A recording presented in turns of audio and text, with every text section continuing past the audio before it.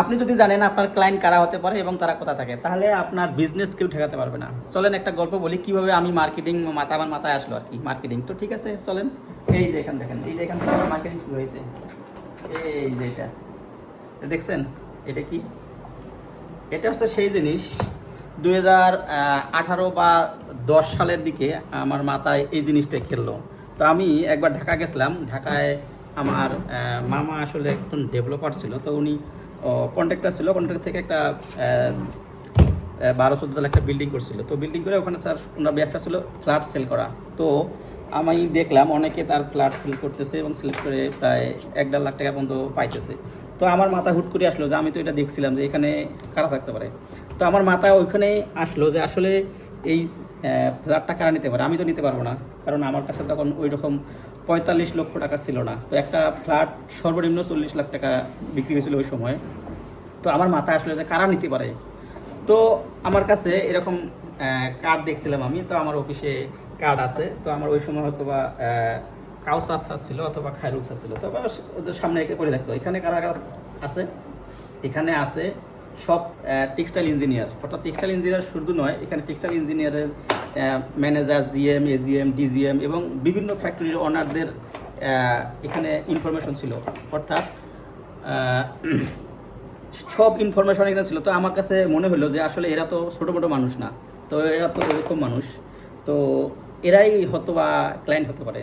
তো যেই কথা সেই কাজ, তা আমি শুরু করলাম। প্রতিদিন অফিস শেষের পরে প্রতিদিন 20-50টা করি এক্সেল এন্ট্রি দেওয়া শুরু করলাম। অর্থাৎ এখানে নাম, তাদের ফুল নেম, তাদের টাইটেল, তাদের কোম্পানির নাম, তাদের লোকেশন, তাদের ইমেল এবং ফোন নম্বর কালেক্ট করা। এভাবে প্রায় 1 মাস আমার গেছে। একটা বই দিয়ে আমি একটা এক্সেল শিট সাজাইছি, এখানে ফুল নাম। তো ফুল যখন আমার হলো এটা আমার এক্সেল শিটে নেওয়া হলো, তারপরে আমি মার্কেটিংয়ে নামবো। আমি এখন কী করবো, আমি তো তখন অত ভালো ইংলিশ পাই না, কীভাবে লিখবো। তারপরে ওই সময় আমাদের ইয়ে ছিল, তো ওই সময় আমাদের অফিসে জানিব sir, Ashiq sir, Yusuf sir, ওই সময় আমাকে হেল্প করছে ইয়ে স্যার, নামটা মনে হচ্ছে না সেই স্যারের। তো আমাকে একটা স্ক্রিপ্ট লিখে দিল যে তুমি এইভাবে, আমি তো পুরো প্ল্যানটা বললাম আমার কাছে কীভাবে সেল করা লাগে, কীভাবে পুরো আমারটা ইংলিশে লিখে দিল, একটা কন্টেন্ট লিখে দিল, একটা ইমেল বোর্ডিং। তো আমার কাছে তো এখানে আছে ম্যাক্সিমাম জিমেল আর হচ্ছে বিজনেস ইমেলও আছে। তো আমি শুরু করলাম, তারপরে সবগুলো মেইল একবারে মানে জিমেলের মধ্যে দিয়ে পরে আমি মেইল সেন্ড করি।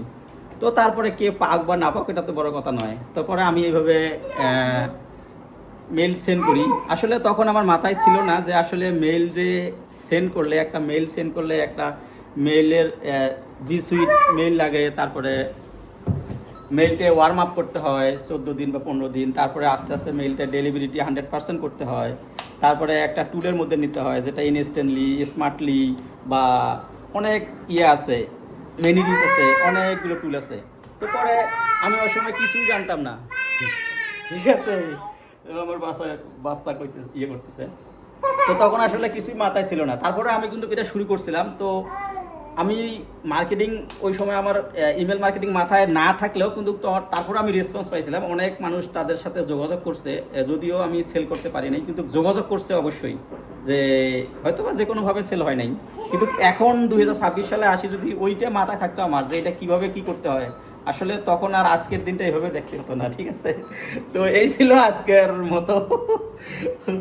ইনশাল্লাহ পরে বলবো যে আমি তবে যে কোনো বিজনেস এখন দাঁড় করানো যায়, সেটা হলো দুইটা সিস্টেম। একটা পৃথিবীর যে কোনো বিজনেসে যত সবার একটা করে সিক্রেট জিনিস থাকে, তারপরে একটা জিনিস মেইন থাকে, এটা হচ্ছে কুল ইমেল আউটরিচ।